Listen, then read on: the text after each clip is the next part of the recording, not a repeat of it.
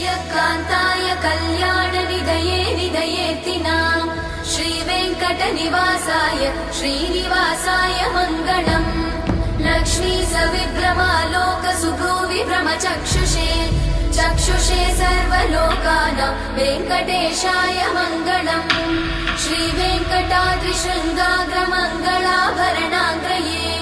मङ्गलानां निवासाय श्रीनिवासाय मङ्गलम् सर्वावयव सौन्दर्य सम्पदा सर्वचेतसां